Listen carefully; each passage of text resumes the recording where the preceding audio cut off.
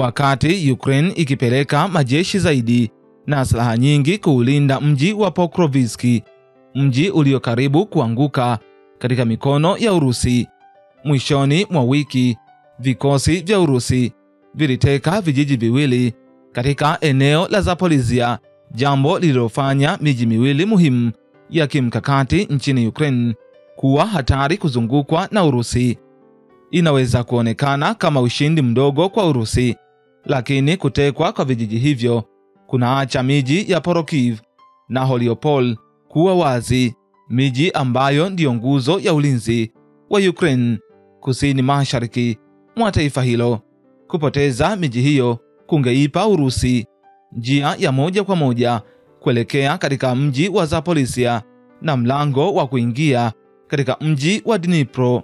Kwa majuma 6 sasa, Urusi imechukua udhibiti wa taifa la Ukraine kwa 19% katika muhimili huo wa mashambulizi, wakati vikosi vya Ukraine vikipelekwa kaskazini kulinda mji wa Pokrovsk, mji unaokumbwa na ukungu mzito, mapigano ya mtaani na vikundi vya uvamizi vya Urusi.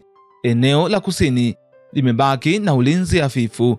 Kamanda mkuu wa Ukraine ameeleza kuwa hali inazidi kuwa mbaya kwa kiasi kikubwa. Kuliweka eneo hilo mikononi mwa Urusi kungekuwa pigo kubwa kwa Ukraine.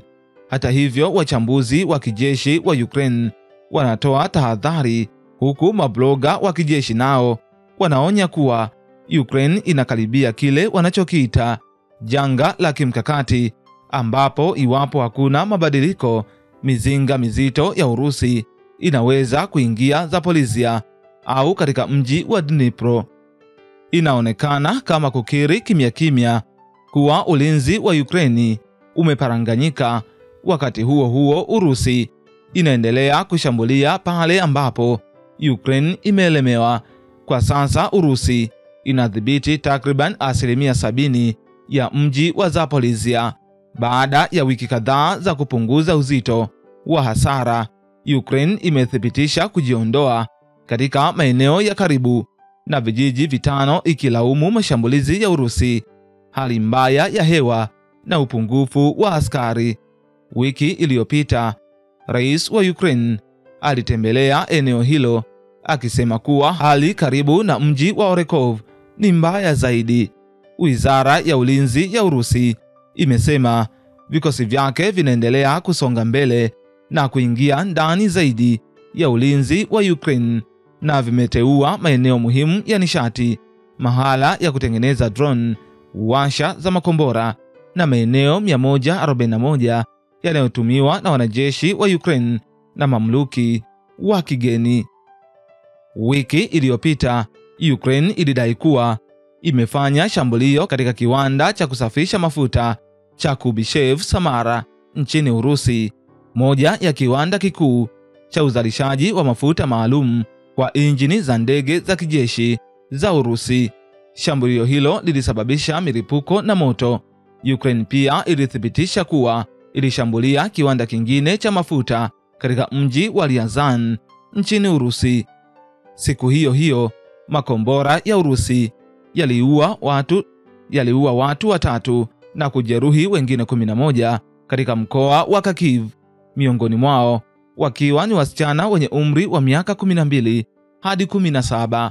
Kwingineko, droni za Urusi zilivamia mkoa wa Odessa majira ya usiku, zikiharibu miundombinu ya nishati na bandari.